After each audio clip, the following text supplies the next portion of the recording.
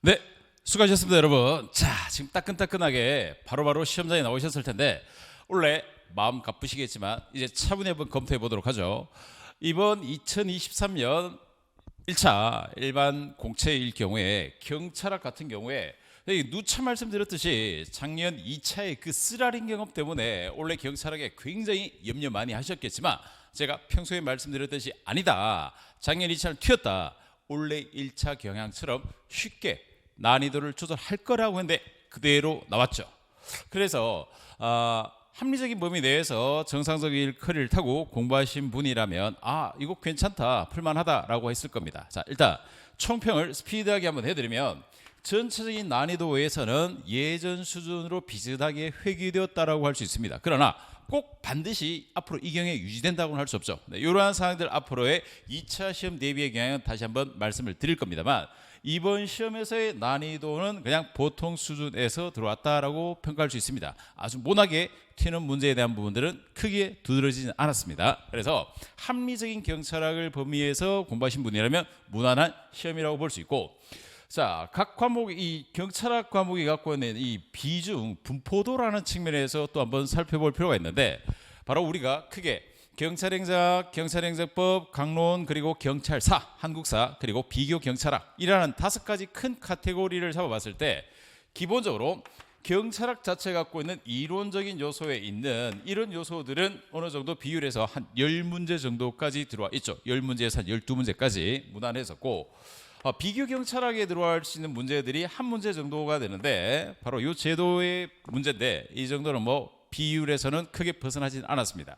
그리고 한국 경찰사에 대한 이런 문제들이 들어와 있는데 이것도 한 문제 정도, 그리고 뭐 인물에 대한 것까지 합치면 2문제까지 갈 수 있는데 이것도 크게 비율에서는 벗어나지 않았고 묻고자 하는 포인트들도 무난했다고 볼 수 있습니다.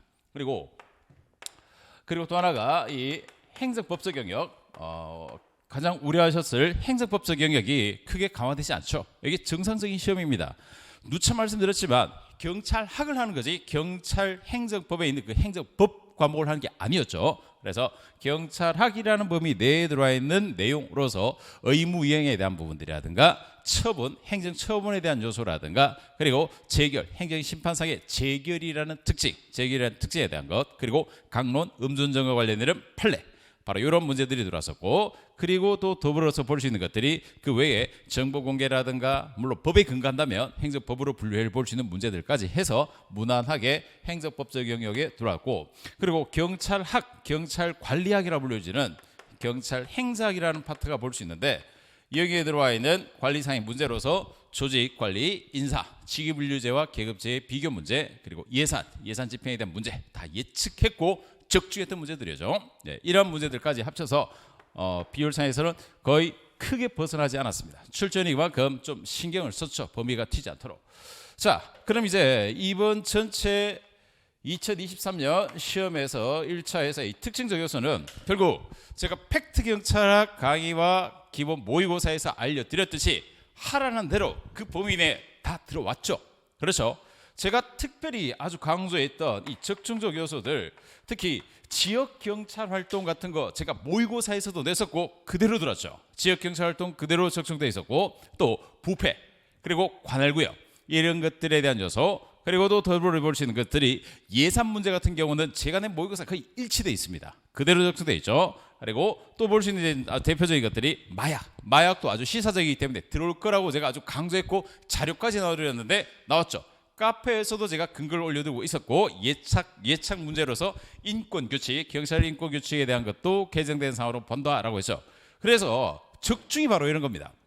지금 근거들을 팩트 경찰학 모의고사에도 나왔었고 기본서에도 있고 기출문제풀이와 핵심 요약 강의에도 다 근거들이 있지만은 바로 이런 것들이죠. 그래서 경찰학이라는 것은 여러분 이제 해야 될 걸 경찰학의 전공적 수준에서 정확하게 두시면은 충분히 두려움 없이 고득점 할 수 있는 과목이었다는 겁니다. 이게 지금 전체적인 평가이면서 앞으로의 경찰학에 대한 좋은 방향성과 시작점을 볼 수 있는 거죠.